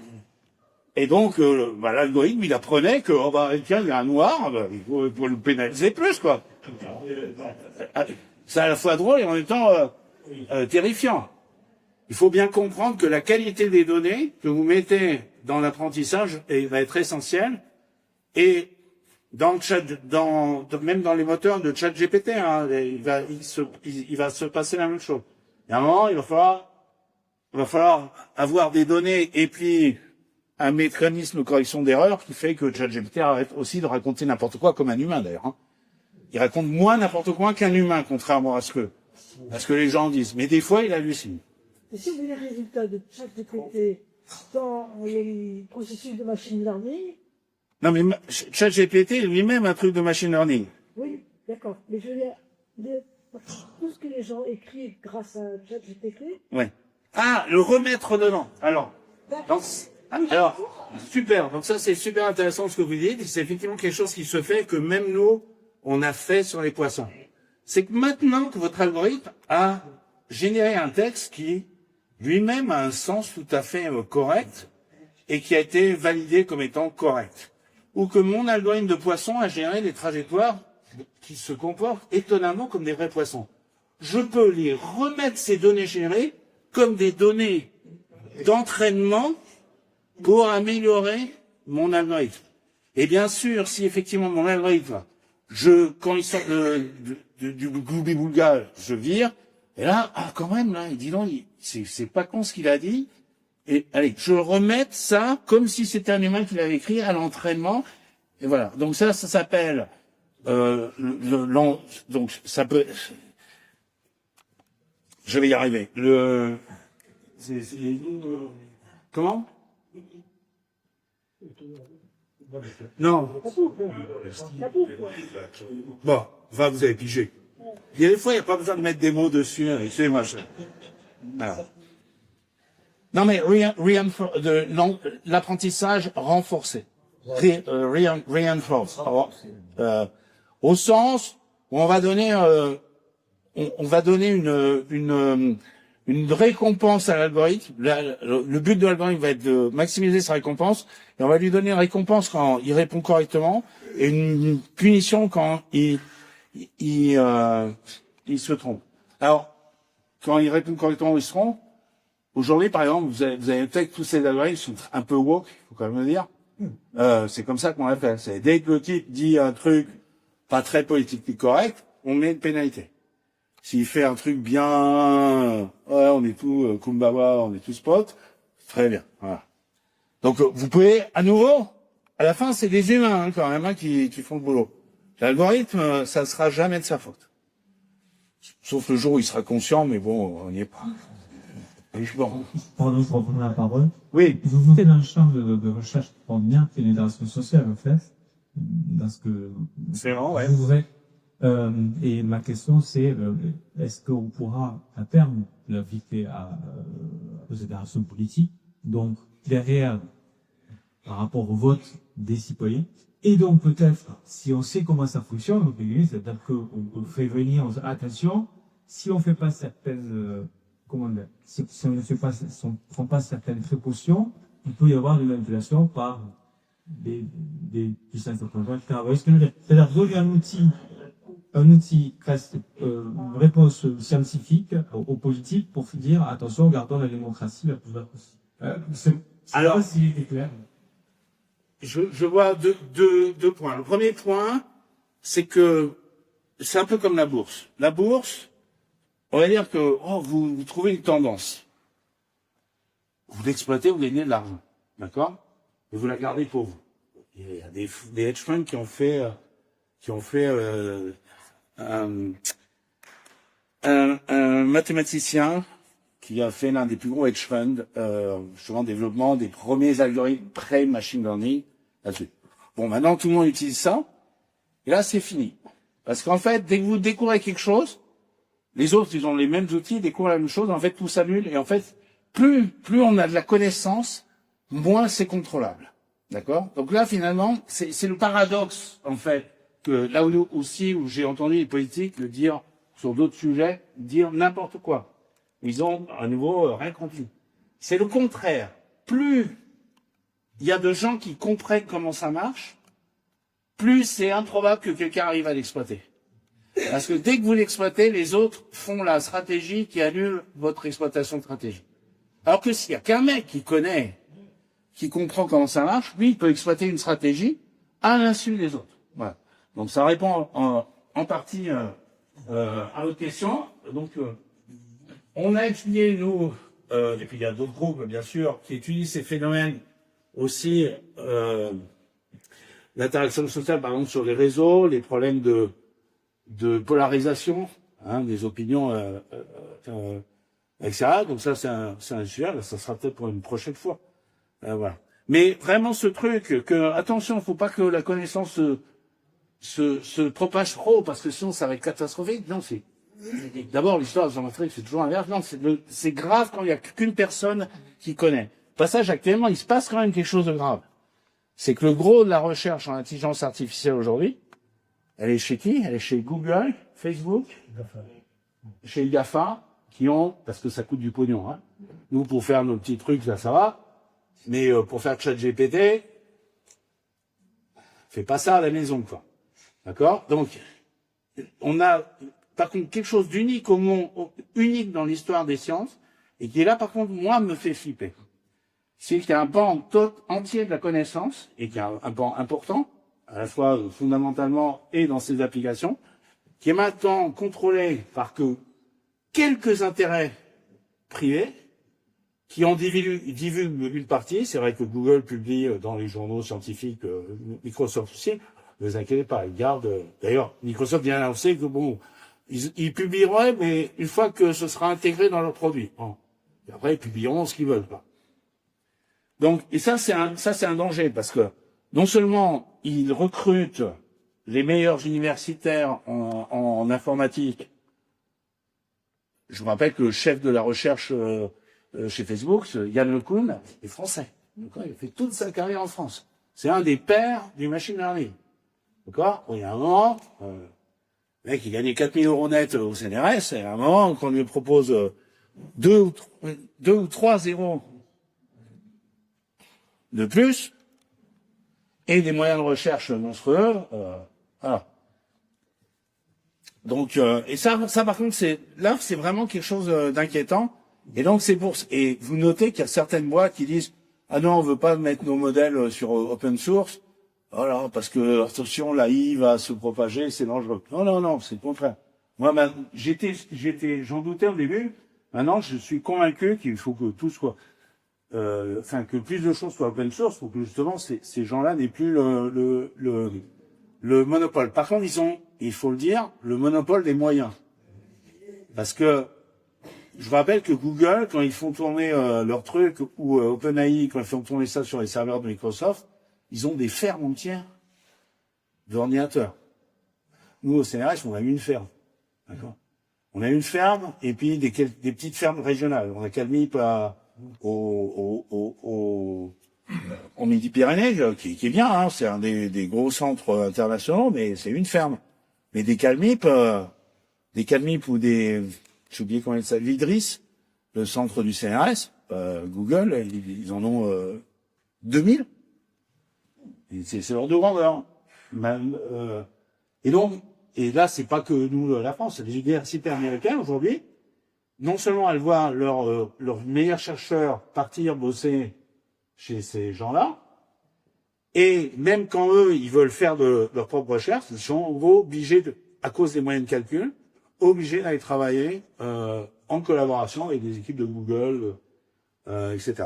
Et donc, il y a quand même aujourd'hui une pression pour que de plus en plus de modèles soient en ligne. Et je vous rappelle qu'il y a une boîte française, Mistral, qui effectivement fait le deuxième meilleur modèle de langage juste derrière ChatGPT 4, mais bien meilleur que ChatGPT 3.5 et bien meilleur que tous les autres. Donc Mistral, qui fait payer, si une boîte veut exploiter leur modèle complet, bien sûr, ils doivent se connecter à Mistral, ils payent, parce qu'il faut bien qu'ils gagnent de l'argent, mais leur modèle, il est téléchargeable, vous pouvez l'installer sur votre PC. Bien sûr, vous n'allez pas pouvoir l'entraîner sur votre PC, parce que là, c'est trop de moyens de calcul, mais lui, il vous donne, rappelez-vous, hein, il y a plein de paramètres, ok? Vous allez télécharger les paramètres, c'est 7 gigabytes, c'est gros, mais c'est pas énorme, hein. Aujourd'hui, on fait des disques, voilà. Le modèle complet de Mistral actuellement, c'est 7 gigabytes. Voilà. Alors, à entraîner, c'est une ferme qui a fait ça. Et pendant 1 mois. Et donc, votre PC, là, voilà. Par contre, pour le faire tourner, c'est-à-dire pour faire tourner ChatGPT sur votre PC, c'est tout à fait faisable. Faut un bon PC, hein, quand même, hein, mais pas, c'est pas un truc démesuré. Voilà. Oui. Donc, alors, proportion, ça n'a pas de sens de quantifier, mais comme je l'ai dit au tout début, donc, même dans le machine learning, le même test, il va, en fait, vous donner la probabilité des différents mots qui suivent. Alors, vous pouvez prendre le mot le plus probable, et si vous allez voir un peu sur l'API de ChatGPT, il y a un truc qui s'appelle la température. Et la température, c'est vous laisser choisir pas forcément le plus probable, mais plus la température est haute, plus vous allez choisir des mots variés. Si vous êtes à température nulle, vous allez choisir que le plus probable. Donc, oui, il y a c'est à nouveau ce truc-là on mesure, on caractérise, hein, où ce hasard, cet aspect non déterministe, on le mesure, j'ai même un transparent là-dessus, mais on le mesure chez les poissons, chez les humains, et on le caractérise. Et encore une fois, je rappelle ce que ça veut dire. Ça veut dire que, imagine qu'aujourd'hui, je te mets dans la pièce à cette position avec 7 ans, et je te demande de marcher. Bon, tu vas marcher, il y a cette chaise-là, tu vas l'éviter, etc.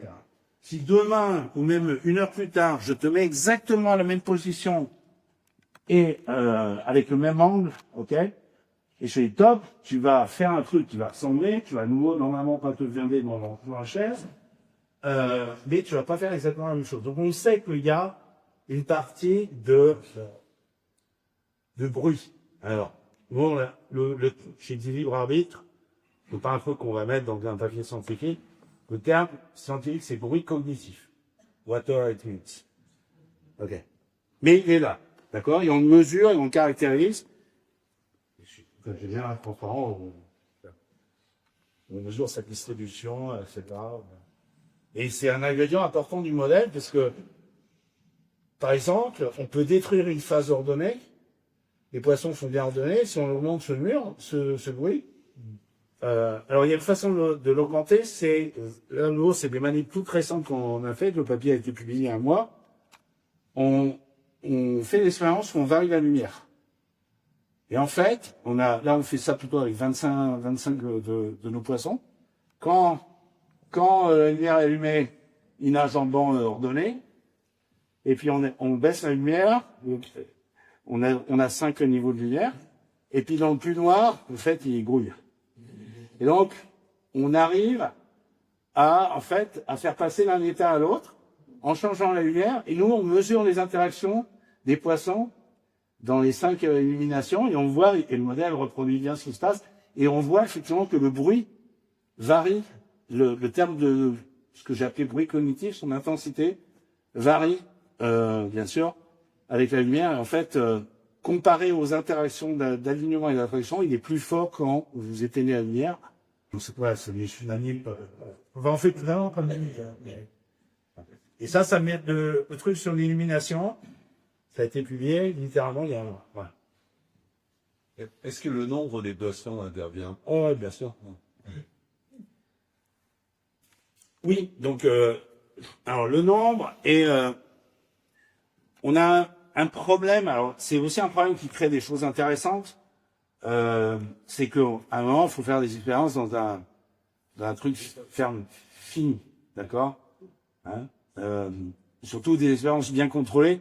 Je vais dire, on pourrait filmer des poissons dans la mer, mais rien n'est contrôlé, la température, le machin, le bidule, les perturbations, etc. Et puis on aurait quelques minutes. Bon là, l'intérêt, c'est qu'on accumule des dizaines, voire des centaines d'heures de manip. Et à un moment, on fait ça dans un bassin, donc 1 mètre carré, donc ces petits poissons sont 3 cm. Le centralement, là, dont je vous disais à Koblenz, c'est à Koblenz, ouais. Leur truc, il fait 3 par 3, voilà. Et il faut contrôler la température, l'illumination, faut que l'illumination soit bien uniforme et tout ça. Donc ça, c'est une limitation, le fait qu'on a une taille finie. Et donc, bien sûr, dans une taille finie, quand vous mettez un nombre de poissons où on commence à se sentir serré dans la taille, ça va avoir un effet. Mais même, supposons que la taille soit très très grande, oui, il y a une grosse différence entre 2 poissons, 5 poissons, 10 poissons. À la fin, ça finit par converger. Voilà. Et alors, par exemple, là, c'est quelque chose d'un peu plus ancien. On a fait ça en 2018. Nous, on avait mis nos poissons dans un bloc, un cylindre au centre. Ce qui fait qu'il y avait un couloir. Alors là, on a eu des morts. Parce que, et on ne savait pas, hein. C'est qu'en fait, vous mettez des poissons, enfin, en tout cas, nos poissons, qui sont des bons poissons sociaux, c'est pour ça qu'on les aime bien, par rapport à d'autres poissons comme les poissons zèbres, qu'il y a dans tous les labos de biologie et qui sont pas des poissons très sociaux. Donc, vous les mettez dans le couloir et ils s'arrêtent bien. Et en fait, ils meurent d'épuisement. Donc, les premières fois, on ne comprenait pas, on disait c'est la qualité de l'eau, etc. Et en fait, on les laissait 2 heures, 3 heures, et puis ouais, ils mouraient d'épuisement. Enfin, donc là, on arrêtait les manips au bout d'1 heure, il n'y a pas de problème, et ils s'arrêtent pas. Alors que si vous les mettez là 2 poissons dans le truc, ils bouchent, ils s'arrêtent, là, ils ne s'arrêtent pas. Et alors, ce qu'on a étudié, c'est, selon la taille du groupe, là, justement, c'est pour ça que j'en parle, 1, 2, 5, 10, on a fait quoi? 1, 2, 5, 8, 10, 20, et non, je crois que ça s'arrêtait à 10, 15, 20, ouais. Et on a étudié la dynamique des retournements, des U-turns, comme on dit. D'accord? Des trucs tournent, ok? En bande, et puis de temps en temps, collectivement, ils changent de direction. Et ça nous a permis d'étudier quand, tout à coup, il y a un retournement dans un banc qui est initié, comment l'information se propage dans le banc. Et c'était ça l'intérêt, et d'étudier ce qui se passe en fonction de la taille. Comme vous pouvez imaginer, plus la taille du groupe était grande, plus ils étaient là. Comme ça. D'accord? On va faire à nouveau des heures pour notre manip. Donc là, voilà.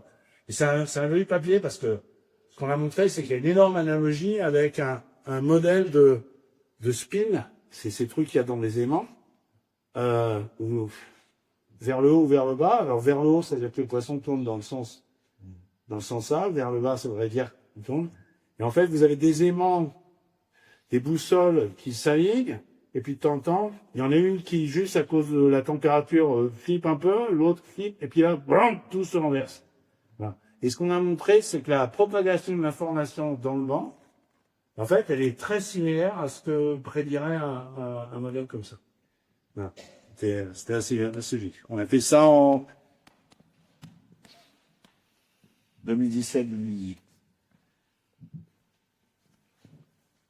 Voilà, on se voit toucher à 9h. On va conclure là-dessus. Sauf s'il y a une question existentielle. Oui.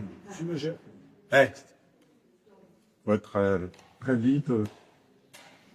Mais j'avais une question, c'est peut-être un peu long à répondre, mais quand vous dites au point le modèle mathématique, Comment vous arrivez à savoir? c'est même pas quelle heure. Je t'ai vraiment au notes pour savoir quels sont les paramètres qui vont apparaître dedans et après arriver à dimensionner le coefficient de jet par. Non. Là, il faut vraiment comprendre que nous, je donne des exemples, on mesure par exemple ces interactions. D'accord? Là, tout à l'heure, je vous ai montré l'interaction avec le mur. Là, je vous montre des fonctions d'interaction entre les poissons. Ça, c'est la fonction d'alignement. Donc là, j'aime bien la violette parce qu'elle est, ça, c'est l'intensité de l'alignement. Donc, ici, là, monsieur, c'est cet angle. Alors, vous voyez que monsieur, si je peux très bien vouloir retourner vers monsieur sans le voir. Je sais qu'il est derrière, j'ai envie de retourner vers monsieur. Par contre, si je vois pas monsieur, c'est impossible que je m'aligne avec cette direction. Je sais qu'il est derrière, mais je connais pas sa direction. Et ça, vous le voyez clairement ici, c'est que ça, c'est l'intensité de la force d'alignement en fonction de cet angle de perception. Quand le poisson est jusqu'à 90 degrés, l'intensité est constante, et puis elle se casse la gueule, comme vous voyez, quand le poisson devient derrière. Donc on les mesure, il n'y a pas de paramètres. Alors après, ce qu'on peut faire, alors ce qu'on sait, c'est que après les intensités peuvent changer avec la vitesse moyenne du vent, d'accord? Mais nous, une fois qu'on a le modèle, on peut s'amuser à changer les paramètres. Et c'est là que je vous ai montré que ça peut faire la phase tourbillon, la phase alignée ou la phase pigou. Et en fait, le paramètre de contrôle, c'est quoi dans la vraie vie? C'est la vitesse des poissons. La luminosité est bien sûr un vrai paramètre. Vous savez très bien que les poissons, la nuit, même ceux qui dorment pas, ou quand ils dorment pas, ils brouillent. Ils ont plutôt tendance à brouiller, parce qu'on voit dans nos maniques. Mais c'est un truc, voilà. Donc, voilà, eux, ils ont pas des vérins où ils tournent des paramètres, mais en fait, ils ont quand même des moyens pour agir dessus. Ou la nature a des moyens, par exemple la luminosité, pour agir dessus. Voilà, on va s'arrêter là. Je vous remercie.